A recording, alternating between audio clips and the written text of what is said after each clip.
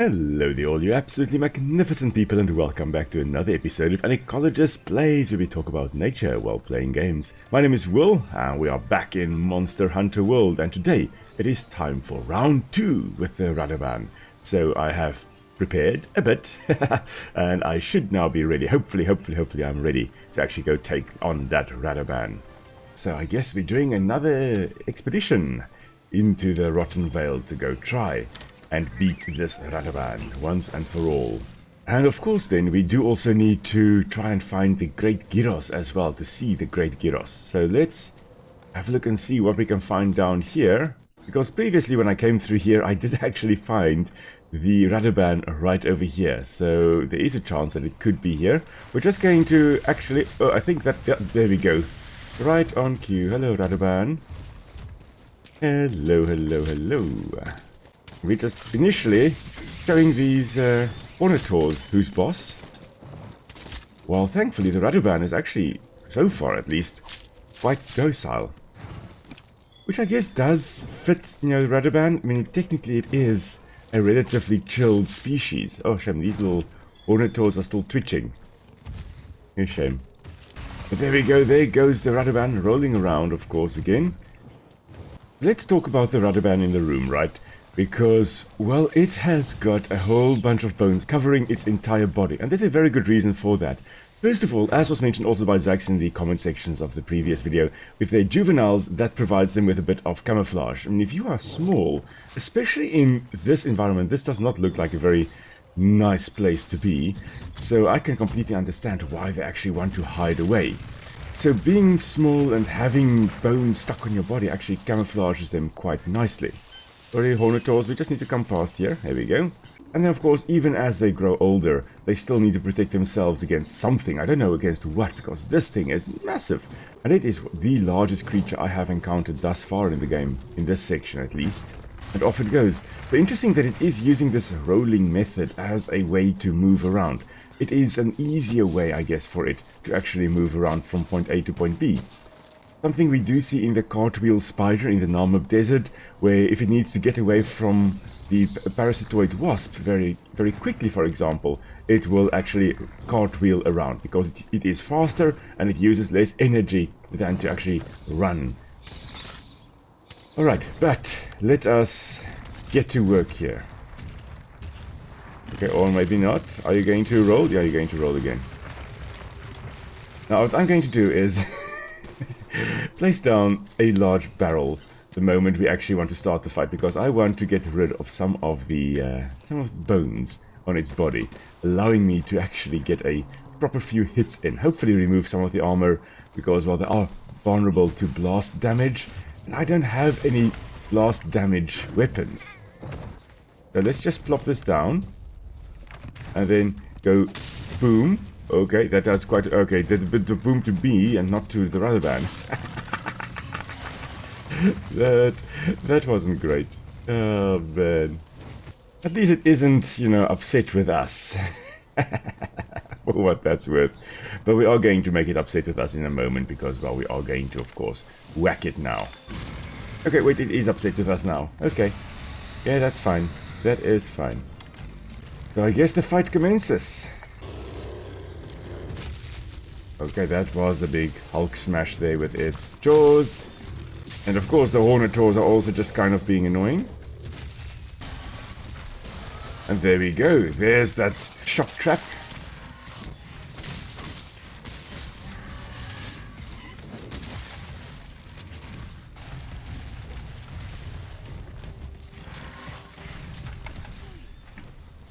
Okay, still big, still dangerous. Come on, chill.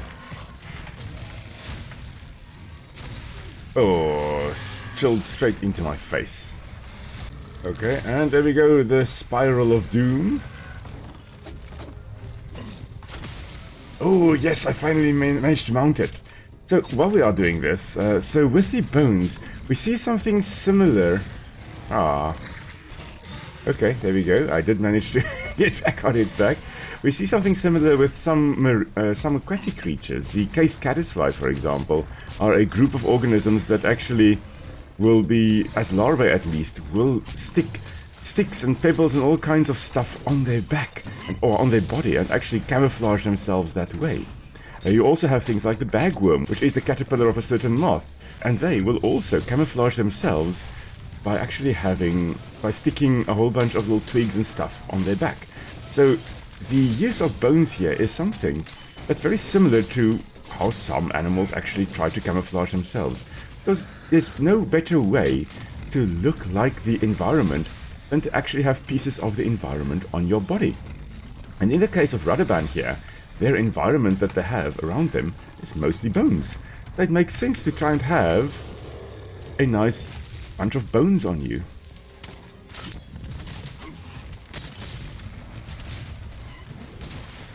Okay, there we go, there we go, we finally hit one of the spines off the side of his body.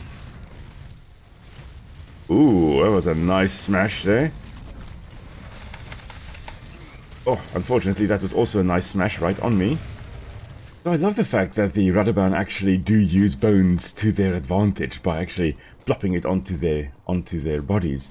And of course the tar that we also have in this area will be a good glue to keep it all together. Okay, I don't like fighting the Radobaan in this area, but I guess we'll have to.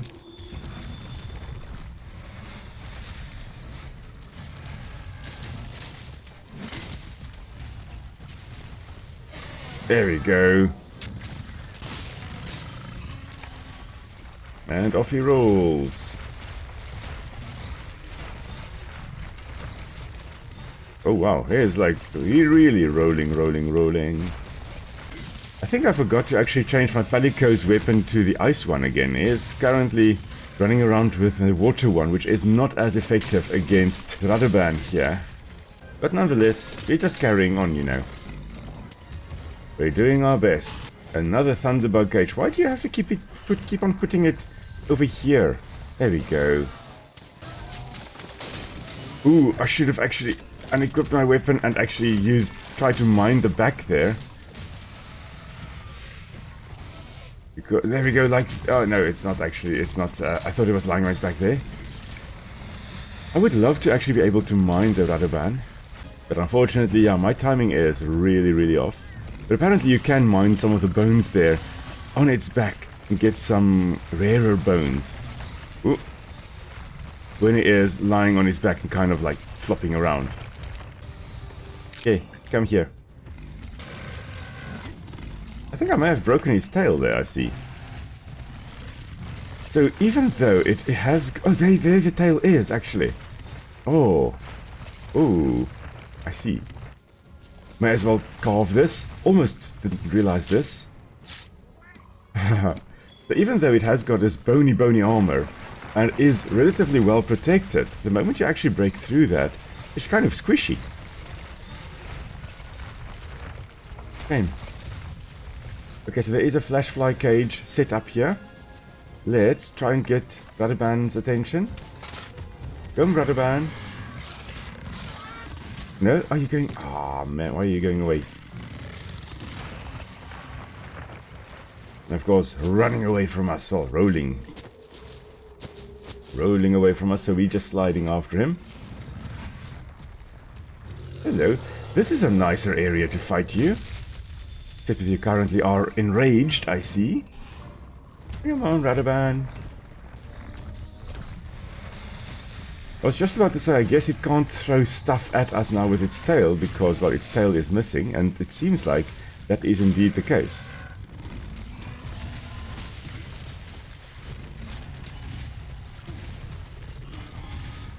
But it can still use his head.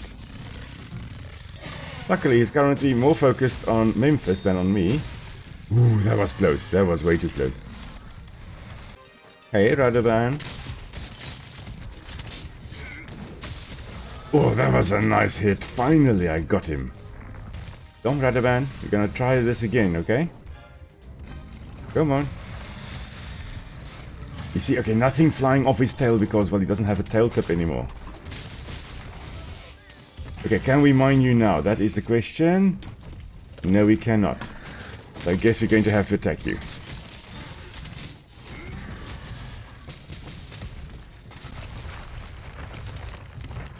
Oh, that does get him to fall down. Shooting him like that. And there we go, minding his back. Oh, that's right. Nice, very nice. So we got some woven bone mass there. That is quite cool. Oh man, I love the small little details in the game. And he is quite wounded. Quite wounded indeed. Thus far it is definitely going far better than it did before. He says just before running away from the Radobaan again. Because I didn't sharpen my weapon before we got to this part of the map. Let's see, can I roll away out of time? Oh, no I cannot. Oof. Well, the weapon's sharp, so that's that. That's a positive. Come, Radobaan. Miss. Kind of a hit, but a miss mostly.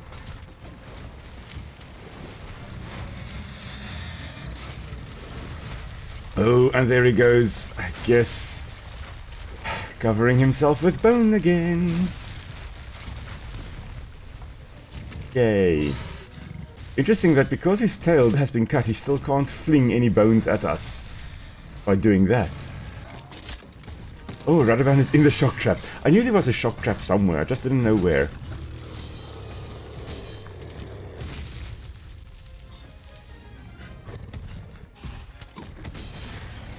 Ah, there we go.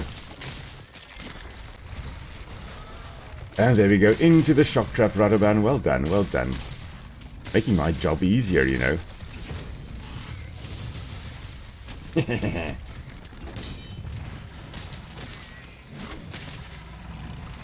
We apparently love fighting him in tight corridors. Oh, and he's slayed! That was it! Oh my word! Okay, okay. Shame, slayed him in the corridor. Ah. Okay, so, Radobaan. A really awesome creature. Really, really awesome. I actually do feel bad about slaying him. I would love to actually just encounter Radobaan in peace, rather than it trying to kill us. Or rather than us having to kill it. But yeah, this very, very interesting creature. I mean, look at the face here. Where's my binoculars? There are my binoculars. You can see there's the mouth there. Interesting, the double row of teeth, at least in the front there, and then some projections out there. Are those canines? I think those are canines growing out from the side of the head there, side of the mouth. And then 2 rows of incisors and in the molars, I guess. Can't really see how things are going on there. So I think it is probably 1 row of molars. So of course, very flat crowned teeth here. Not a predator, this is to grind down teeth. So it is to chomp the teeth and break it open so that it can get to the marrow inside. That is the idea, at least, of this, I believe. Very, very interesting creature.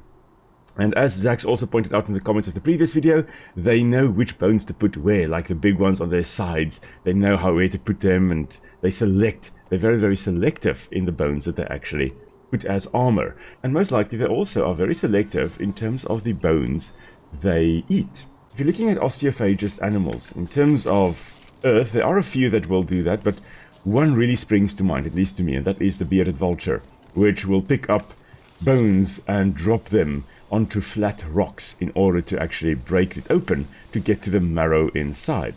They won't select necessarily old bones. They can eat like bones as well. Their stomach acids will break down, will digest even like normal bones. But the marrow, the marrow is an awesome thing for them. I wonder what's up here. I don't think there is anything up here, but let's have a look. May as well. And in order to get to the marrow, of course, they break open the bones to get to the marrow inside. But the Radobaan here can just chew on the bones and get to the marrow that way. And we've got an ancient fossil here. So we can see a bunch of ammonites in the fossil here. That is quite cool. A very, very tight spiral there. Each of these coils, each of these little ridges there most likely reinforces the shell. It's a very, very cool thing. I mean, ammonites, unfortunately, extinct. But you can see fossils like these still around on Earth, thankfully. At least we've got an idea of what life in the ocean was like. Okay, so we've got some fossils there. That's quite cool. I did not expect to see that here. That's another Radobaan. I think there's a living Radobaan there. You know what, we're going to have a look. Hopefully it doesn't attack us. If it does attack us, we're just going to run away. I'm just going to sharpen my blade just in case. But I don't want to fight it. I do just want to have a quick look at it. Walking around, that's what I want to do. Yeah, but there is a living one right above the ridge here. Oh, there it goes again. Oh, it's running away. It heard what happened to its family member.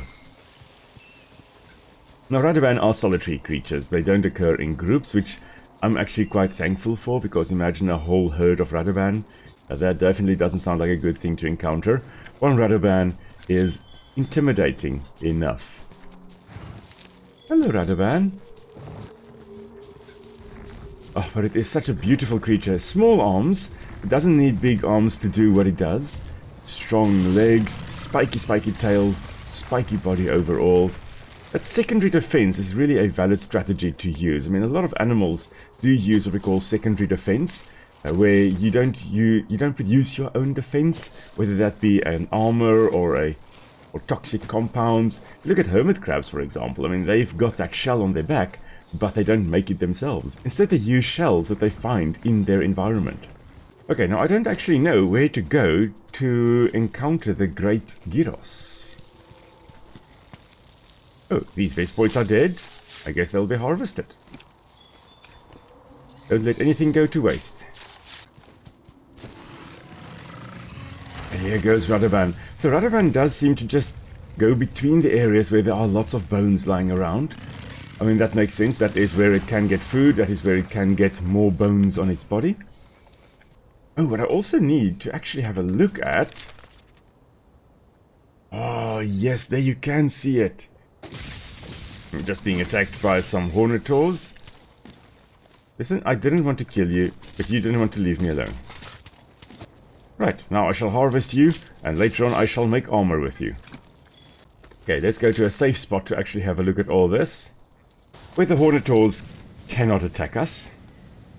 So if we actually look over here on the map, you can see some massive bones lying around here. There's some there, there's a whole bunch there, bunch there, bunch there. So these bones would belong to the Dalamadur, and apparently there are two of them, at least two of them, scattered in this area. And the Dalamadur are two elder dragons from Monster Hunter 4, and so that is quite a cool nod to that monster, that elder dragon. You can kind of see the skeletons around there. Yeah, that's cool. And as you look around, you can see some big bones kind of everywhere. So it seems the Dalamadur came here, most likely to die. I wonder whether that isn't perhaps what Zora Magdaros is also doing. It's coming to this area to die. Maybe that is what is happening here. Now, we are still looking for the Great Girros. I think we should just head a little bit to the left here. I don't think we've gone down this trail before. Hello, moss swine. Even scrounging around for something to eat here. Ah, so there are even moss swine over here. I would have expected the moss swine to also perhaps have a bit more of a bony covering, like, you know, the Radobaan in this area, because, well, there aren't a lot of mosses growing here, are there? Okay, nothing really of note there. Got a few insects, and that was about it. And, well, an ancient fossil again. Okay, so maybe something of note at least. But no Girros or Great Girros. Is this the effluvium? Huh. Be careful not to touch it. Okay. Effluvium. Interesting. And what are you? Oh, you are aggressive. Why are you aggressive? Is this a Girros? Or is this a Great Girros? Oh, those look like Girros. Okay. Well, we're just going to, you know, whack you because we can. Your health will drop. Okay, let's use that to kind of clear you all. Okay, so we harvested the Girros. That's nice. Oh, we actually are in danger there. Oh, never mind. Okay. I think here we are fine. Yeah, okay. Let's drink a potion here. Okay, so when we progress here, or when we go through here, we've got effluvium, which will kill us, potentially. So I'm wondering if this little red X isn't perhaps where we need to go for the Great Girros. I mean, we need to find the Great Girros, or is the Great Girros beyond here? Because we did get Girros here, so maybe we've got Great Girros beyond here as well? I guess let's find out, shall we? Normal Girros. Let's run through here and see if our health It's fine. A whole bunch of normal gyros. Oh, okay, I think we're out. Oh, never mind, we've got more effluvium here. And there's the Great Girros. That's cool. Ooh, look, there are even some, Hey, there's some sundew here as head well. back to the research base and take a break. Yeah, that sounds like a good plan, Handler. So there are some sundews there as well, which are carnivorous plants. You know, we're just going to run around and just quickly have a look at that. I mean, look at this. Beautiful, beautiful carnivorous plant. Even flowering. Even got the yellow flower. Yeah, that's a Drosera. That's definitely Drosera. I absolutely love Drosera. And I've got some at home as well. And we've got a whole bunch of wild ones growing in our environment where we are. Okay, we're just going to ignore everything around here. And just get out of the effluvium. There we go. I think we're fine now. Yeah. Alright. I think that actually went surprisingly well. Overall, you know, all things considered. Let's return back to the base, shall we? Now that Great Girros is a very, very interesting little critter there. So even though we can't have a good look at him here, it does look like it is very serpentine. It has got legs though, so it's not completely snake-like, but it has got two fangs in the front there, which to me indicates, okay, listen, this thing most likely has some kind of venom. And it says here that it is a monster that scavenges from meals dropped from the coral highlands, so it is obviously doing very well because there's an abundance of food. It sports giant fangs that paralyze its prey. Okay, so we need to be careful of the pointy end. And if you take down lesser gyros, it will make the rest of the pack scatter, and that's what I should be doing. Okay. And breaking the fangs of the Great Girros will make its paralyzing agent much weaker. I wonder what it actually uses, what type of venom. It's paralysis, so to me that says that maybe it's a neurotoxic venom that it is using. So of course it is venomous rather than poisonous. It could be poisonous as well. I mean, it did have quite a slimy type of skin, which indicates that maybe it's got some mucus glands on there that could be secreting a poison as well. Of course, the difference being venomous is it bites you and you die, or you suffer consequences. Poisonous being you bite it and you suffer consequences. So in this case, the Great Girros could actually be both. It could be venomous because it has got that, well, it is venomous definitely, because it's got the paralyzing agent in its venom, which it will inject into you. And then if that skin contains mucus glands that secrete toxins, then it is poisonous as well. So there are species that can, you know, some species are both. Alright, that's quite cool. We're going to probably have a good look at them later or another time. For now, though, we are going to return to the research base. And I dare say that was a very successful mission. Little expedition. Alrighty.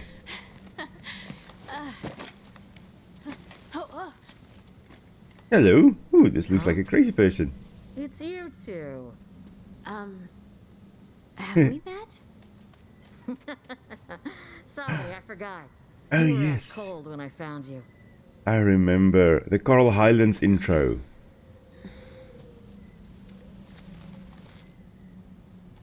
I'm from the First Fleet. You folks are lucky to be alive. Hang on. She must be the one who saved us. Oh my gosh, thank you. Thank you. Just glad you're still in one piece. And we're carrying on at Fifth that. Fleet, am I right? What are you doing out here? Actually, Looking for Zora Magdaros?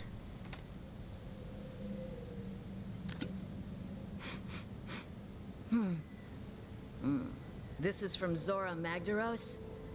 I'll see what I can find.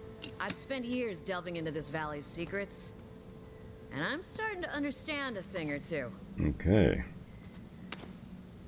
Now it's your turn. Learn all that you can about this place. Will definitely do. Next time we meet, we can compare notes. Sound good? Yes. yes. We're on the job. Good. See ya. Tally-ho! Okay, so we got some Radobaan marrow there. That's quite cool. So inside of the bone there. Wonder whether we harvested that from actual, from the actual Radobaan, or whether we got the marrow there from some of the fresher bones that was on its back. Not sure. The sleep sac. Okay, so this is of course the organ that stores the sleep gas. Okay, and yeah, that's quite cool. I suppose we can use that to also make some sleepy time weapons. The question is, what now? Okay, so the Third Fleet Master wants us to descend further. But the effluvium levels will be more toxic. She says it's not going to be a problem. It is a problem for us as humans. Come on, really? You should prepare before going down to the bottom of the Rotten Vale. There might not be any turning back once we're there. Yes. Alright, so let's craft something, shall we? Aha, here we go. This is the one I was looking for. Thanks also, Zax, for pointing out that the Hornetaurs can be used for this. Here we go. The Hornetaur armor here. The Hornetaur mail. And I've got everything I need in order to craft it. This here gives you the skill Effluvial Expert, which nullifies the damage from effluvia. So we can actually descend down without any problems. And this is going to be marvelous. Alright, so this is the one that we are definitely going to craft this. And we're going to immediately equip it. Oh, wow, that looks cool. That looks really, really cool. So I was initially thinking maybe next time we do head deeper into the Rotten Vale. However, what I really still want to do is run around in the Wildspire Waste or the Coral Highlands. So let me know in the comments below which one you would like to see me do. And then that is the one that we are going to go and head into a little bit more. I have got some extra side quests I can also do in either one of these two areas. So let me know which one you would like to see me run around in. And then the time thereafter, we will probably head into the Rotten Vale a little bit more. So thank you very much everyone for joining me for round 2 against the Radobaan and then encountering the Great Girros as well. And if you've got any comments or questions, please pop it down in the comments below. And I'll be happy to answer as best I can. And until next time everybody, stay safe. I'll see you all soon. Cheers!